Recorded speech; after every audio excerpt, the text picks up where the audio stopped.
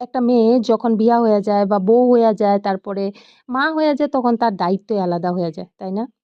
Hello সবাইরে, কেমন আছো সবাই? আশা করতেছি সবাই ভালো আছে। আমার আরেকটা মিনি ব্লগে তোমাকে সবাইরে স্বাগত।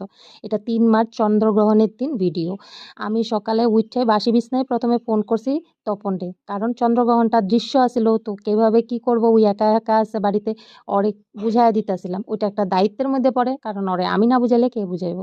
তো ওইটা কইরা বিছানা থেকে নাইমা ব্রাশ করে চা খাইয়া নিলাম। আর এদিকে দেখো, মেয়েটা পরীক্ষা দিতে যাইবো, আমি চা খেতে খেতে ওর নাটক দেখতেছিলাম। কি করতেছে দেখো, ও যাইবো পরীক্ষা দিতে, ওর কোনো চিন্তাই নেই, নাটকেই শেষ হয় না।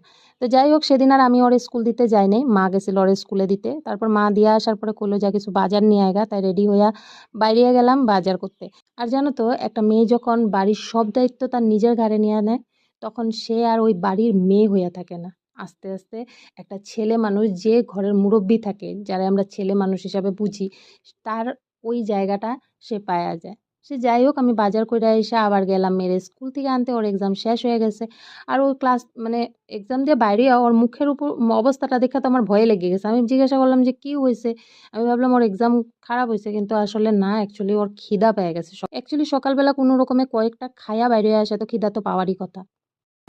दिस इज माय 2 दिन का एग्जाम देने का रिवॉर्ड রিওয়ার্ড क्योंकि आज 2 দিনে 10 টাকা 10 টাকা 20 টাকা, এটা 20 টাকা দাম। খা, খায়া জল খা। তারপরে যতদিন থাকবো ওই ওই অ্যামাউন্ট দিয়ে কিনা দিব। পয়সা কে দিব? আর ওই আমার কাছে পয়সা নাই না। আমার কাছে পয়সা নাই। ক্রোসেন্ট এটা কত দিন সব মাসির দোকান থেকে। না, আমার কাছে পয়সা নাই। কে দিব পয়সা? তোর বাপ না তোর चलो মামা? रिव्यू देते हैं না, তোর পাপা পয়সা দিব না তোর মামা পয়সা দিবে? আমি জানি না। চলো তুই যে কইলি রিওয়ার্ড ডেলি ডেলি দিতে, আমি রিওয়ার্ড করতে গেলি। ডেলি ডেলি দিতে বসি ওরে দিয়ে এক্সাম 9 তারিখে শেষ হবে, 9 তারিখে রিওয়ার্ড দিয়া দিব।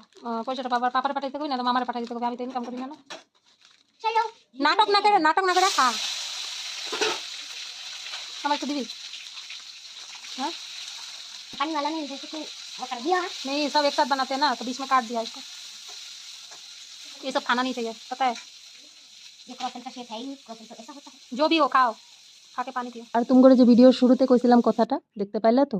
জানি না, আমার মনটা আগের থেকে করতেছিল মেয়েটার হয়তো আজকে কিছু খাইতে মন যেতেছে। তার লিগে জানো, আমি ওর স্কুল থেকে আনতে যাওয়ার আগে জিনিসটা কিনে না ঘরে রেখে দিয়েছিলাম। আর ওয়া যখন ঘরে জিনিসটা দেখছে, ও সত্যি খুব খুশি হয়ে গেছে। আর এটা দেখা আমিও খুশি হয়ে গেছি।